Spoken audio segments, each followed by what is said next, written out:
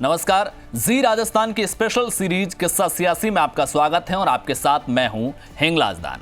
आज किस्सा सियासी में संजय गांधी और मेनका गांधी की बात होगी। आपके जहन में यह सवाल आ सकता है कि आज मैं संजय गांधी और मेनका गांधी की बात क्यों कर रहा हूं। दरअसल भविष्य पर हमेशा इतिहास की छाप होती है। भारत के राजनीतिक भविष्य पर भी इसके इतिहास की छाप होगी।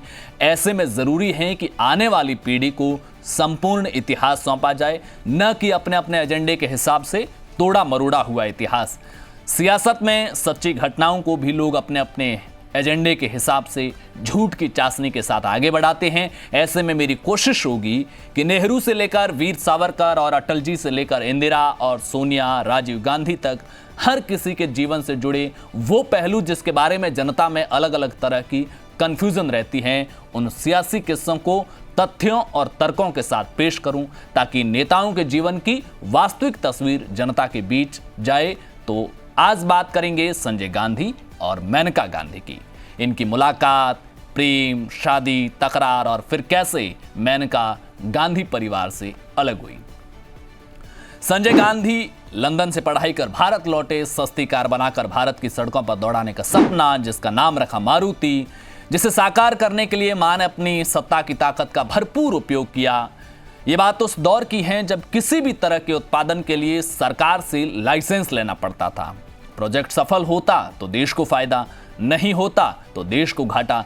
लेकिन संजय को कौन मना कर सकता था। बहरहाल संजय की तमाम कोशिशों के बावजूद उनका मारुति प्रोजेक्ट सक्सेस होता हुआ नजर नहीं आ रहा था।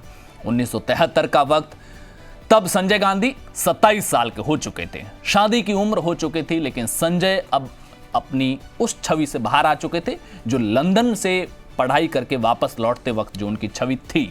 लंदन से लौटने तक संजय गांधी के 2 प्रेम प्रसंग हो चुके थे। एक तो मुस्लिम लड़की के साथ जो ज्यादा वक्त तक चला नहीं, और दूसरा एक जर्मन लड़की सेबिन वॉन स्टिग्लिट्ज के साथ। ये लड़की क्रिस्टीन की बहन थी, वही क्रिस्टीन जिसने पहली बार राजीव गांधी और सोनिया गांधी की मुलाकात करवाई थी। सेबिन दिल्ली में ही एक अध्यापक के रूप में काम करती थी। वह दोपहर का वक्त अक्सर सोनिया गांधी के घर मिलकर बातें करने और गप्पे लड़ाने में बिताती थी। सोनिया भी समझ रही थी कि सेबिन और संजय के संबंध उन्हें एक दिन विवाह के बंधन में बांधेंगे, लेकिन सेबिन इंतजार से थक चुकी थी क्योंकि संजय अपने मारुति प्रोजेक्ट में कुछ ज्यादा ही व्यस्त हो गए थे। थक हार कर सेबिन वापस यूरोप रवाना हो गई। सोनिया उन्हें छोड़ने के लिए एयरपोर्ट तक गई, लेकिन 2 दिन बाद सेबिन वापस लौट आई। सेबिन ने बताया कि जब उसका विमान तेहरान पहुंचा तब संजय ने पायलट से रेडियो पर बात की और सेबिन से वापस आने का निवेदन किया। ऐसे वक्त में सेबिन संजय को मना नहीं कर पाई।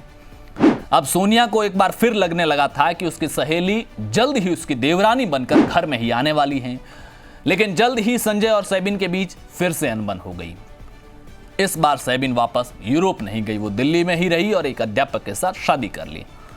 इंदिरा के लिए भी ये अच्छा ही हुआ क्योंकि वो भी नहीं चाहती थी कि उसकी दोनों बेटी विदेशी बहुएं लेकर के आए। खैर, 14 सितंबर 1973 को संजय अपने एक दोस्त की शादी की पार्टी में गए थे। इस दिन संजय का जन्मदिन भी था।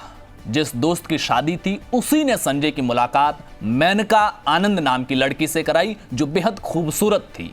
एक रिटायर सिख कर्नल की बेटी जो मॉडलिंग का काम करती थी और उसके दम पर उसने कई अवार्ड जीते थे, लेकिन जिसका सपना था एक पत्रकार बनना। फिर संजय अपना ज्यादातर समय अपने से 10 साल छोटी मेनका के साथ बिताने लगे। लेकिन संजय गांधी के बड़े भाई राजीव गांधी की पत्नी सोनिया को संजय की ये नई दोस्त खास पसंद नहीं थी। मेनका का व्यवहार इतना परिपक्व नहीं था। 1 महीने बाद ही संजय ने मेनका की मुलाकात अपनी मां इंदिरा से कराई।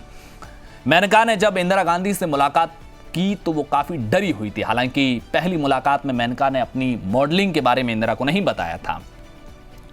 इंदिरा भी मेनका की बात से कोई खास प्रभावित नहीं हुई। इससे पहले भी संजय कई लड़कियों से इंदिरा को मिला चुके थे, तो इंदिरा गांधी ने भी इसे हल्के में लिया। इंदिरा इस बात से आश्वस्त नहीं थी कि इन दोनों में प्रेम प्रसंग लंबा चलेगा, लेकिन संजय और मेनका का प्रेम परवान चढ़ता गया। आखिर 29 जुलाई 1974 को दोनों की सगाई तय की गई। लेकिन इस बीच मेनका के परिवार के बारे में ज्यादा जानने का मौका इंदिरा गांधी को नहीं मिला। सगाई की रस्म पूरी की गई और उस दोपहर दोनों परिवारों ने इंदिरा के घर भोजन किया और इसी दौरान इंदिरा गांधी को इस बात का पता चला, इस बात का एहसास हुआ कि वो कुछ अलग तरह के लोग हैं। उस समय इंदिरा गांधी प्रधानमंत्री थी, लिहाजा इस परिवार की पूरी कुंडली निकलवाई गई।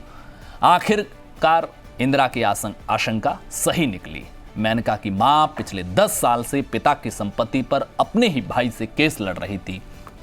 धीरे धीरे उनके परिवार की बाकी बातें भी इंदिरा तक आने लगी। चूंकि सगाई हो चुकी थी तो इंदिरा के लिए अब शादी को टालना बेहद मुश्किल था। थक हार कर इंदिरा ने संजय से साफ कह दिया कि मेनका जब तक 18 साल की न हो जाती तो वो शादी के लिए तैयार नहीं है। लेकिन आखिर में इंदिरा को झुकना पड़ा, क्योंकि बेटे संजय पर इंदिरा की किसी बात का कोई असर नहीं होता था। और पहली मुलाकात के ठीक 1 साल बाद 23 सितंबर 1974 को संजय गांधी और मेनका गांधी की शादी हो गई। लेकिन मेनका का व्यवहार सोनिया से काफ़ी अलग था। वो बेहद ही महत्वाकांक्षी थी। कभी कभी तो वो ये भी कह देती थी कि एक दिन संजय प्रधानमंत्री बनेंगे और बड़े बड़े लोग उनके आगे पीछे घुमा करेंगे।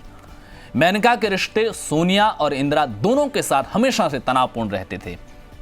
खैर, मार्च 1980 में बेटे वरुण गांधी का जन्म हुआ। इसके ठीक 3 महीने बाद जून 1980 में विमान क्रैश में संजय गांधी का निधन हो गया।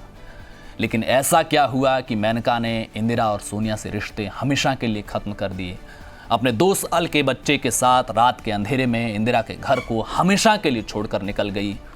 बेबस इंदिरा अपने पोते से बिछड़ने के दुख में रोती रही। लेकिन इस बिछड़न की पूरी कहानी बताएंगे किस्सा सियासी के फिर किसी एपिसोड में। आज का किस्सा संजय गांधी और मेनका गांधी के रिश्तों तक ही। मिलेंगे अगले एपिसोड में, तब तक के लिए नमस्कार।